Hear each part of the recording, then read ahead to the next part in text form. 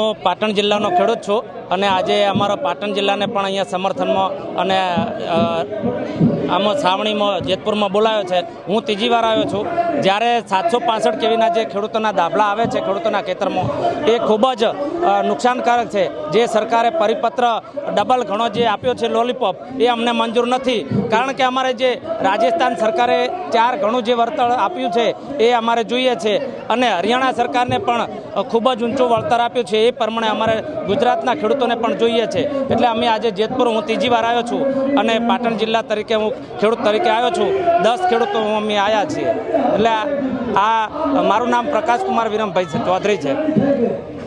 આજે પરિપત્ર છે એમાં માત્ર એક જ જોગવાઈ નવી છે કે ભાઈ અમે તમને છે કમિટી બનાવી અને આગોતરું વળતર ચૂકવશું, પણ એ પરિપત્રમાં અમે કલેક્ટરને પાવર આપી દીધા કે તમે વગર વળતરે પણ કામ ચાલુ કરાવી શકશો। એટલે આ પરિપત્રની અંદર કોઈ નવું નથી। જે ખેડૂતોની માંગણી હતી એ સંતોષાણી નથી અને આ પરિપત્ર જે માત્ર ગુજરાતની જનતાને ગુમરાહ કરવા માટે થઈને પ્રેસ કોન્ફરન્સ કરેલી છે, એટલા માટે આંદોલન ખેડૂતોનું ચાલુ છે, કારણ કે આ પરિપત્રથી ખેડૂતોને જે માંગણી હતી એ માંગણી પૂરી થઈ નથી, એટલે ખેડૂતોનું આંદોલન યથાવત રહેશે। ગજેન્દ્રસિંહ ઝાલા, ગુજરાત કિસાન સંગઠન પ્રદેશ પ્રમુખ। મારું નામ વાઢેર કેતનસિંહ દાનાભાઈ, ગામ મોટી ચંદોર, તાલુકો શંખેશ્વર। કઈ રીતે અન્યાય થાય છે? અમારે મારા જ ખેતરમાં 66 કેવી જેટકોની લાઈન આવે છે। અમને એ લાઈનની મારી બાજુમાં ખરાબાની જમીન છે, એ જગ્યાનો સરકારના જ પરિપત્રમાં આ કીધેલું છે, પણ જે સરકારી અધિકારીઓ છે એસી રૂમમાં બેઠા બેઠા આ સર્વે કરે છે, કોઈ જમીન પર સર્વે કરવા આવતા નથી અને બાજુમાં એમને સર્વે બતાવતા હોય છતાં સરકારી નિયમોનું ઉલ્લંઘન કરી અને અમને ખેડૂતોને નિયમો બતાવે છે, પોલીસો લઈ અને ધાબલા નાખવાની ધમકીઓ આપે છે। અને આજે જે સરકારે લોલીપોપ બતાડ્યો છે 200 ગણું વળતર, એ આજે પણ અમને મંજૂર નથી। અને કમિટી એવી બને કે અમારી ગ્રામ સમિતિ, ગ્રામ પંચાયતની સમિતિ એના 5 સભ્યો લઈ અને એની કમિટી જે નક્કી કરે એ ભાવ પ્રમાણે અમને વળતર મળે।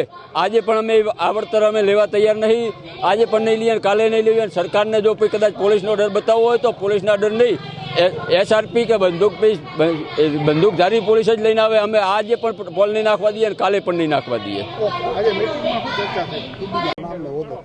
મારું નામ નિકેત પંચાસરા, જેતપુર ગામનો ખેડૂત સમિતિ મેમ્બર। આજે અહીંયા કયા જિલ્લાના ખેડૂતો આવ્યા છે? છેલ્લા 2 દિવસમાં અંદાજે કેટલા જિલ્લાના ખેડૂતોને આગેવાનો આવ્યા? આણંદ, અમદાવાદ, સુરેન્દ્રનગર, સાબરકાંઠા આવા તમામ મળીને 24 જિલ્લાના ખેડૂતો આગેવાનો આવી ચૂક્યા છે। અને અત્યાર સુધીમાં કઈ પ્રકારના સજેશનો મળે છે અને આગામી દિવસોમાં આપણે શું કરવાનું વિચારી રહ્યા છીએ? ખેડૂતો પોતપોતાના સજેશન આપી રહ્યા છે, સાથે સાથે અમારી સાથે ખંભે ખંભો મિલાવીને અમારી સાથે લડતમાં ઊભા રહેવા તૈયાર છે અને નામ ડિક્લેર કરી રહ્યા છે। અમારા ગામમાંથી તો આટલા ને આટલા હાજર રહેશે એવા પોતપોતાના ગામથી માણસોની સંખ્યા જાહેર કરી રહ્યા છે અને હવે આ આંદોલન રાજ્યવ્યાપી આંદોલન બની શકે એવી શક્યતા પૂરી છે। આપના દ્વારા શું મહાસભા કરવામાં આવશે બધા ખેડૂતોને ભેગા કરી? હા, બધા ખેડૂતો અમે જિલ્લા વાઇઝ, પહેલાં તાલુકા વાઇઝ, પછી જિલ્લા વાઇઝ અને પછી રાજ્ય વાઇઝ મોટું આયોજન કરવામાં આવશે સભાનું। અમે દ્વારકા તાલુકાથી આવીએ છીએ, 500 જણો એકરા સમર્થનમાં આવ્યા છીએ જેતપુર। અમે પોતે ખેડૂત છીએ ને બધા 500 ખેડૂતો અમારા ખેડૂતો છે।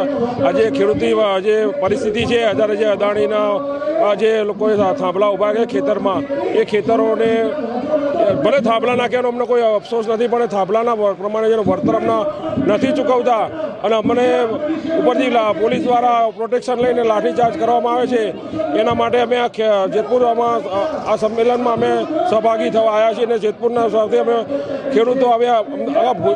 આ ભારત છે, ખેતી પ્રધાન દેશ છે, તો બધા સાથે મળી અને આ એક યુદ્ધ કલ્યાણની નીતિ અમે બધા સાથે મળી અને જોડાઈ અને અમે સમર્થન આપણે જેતપુરના સંમેલનને સાથ અને સહકાર આપવા માટે પધાર્યા છીએ। પ્રજ્ઞેશભાઈ પટેલ।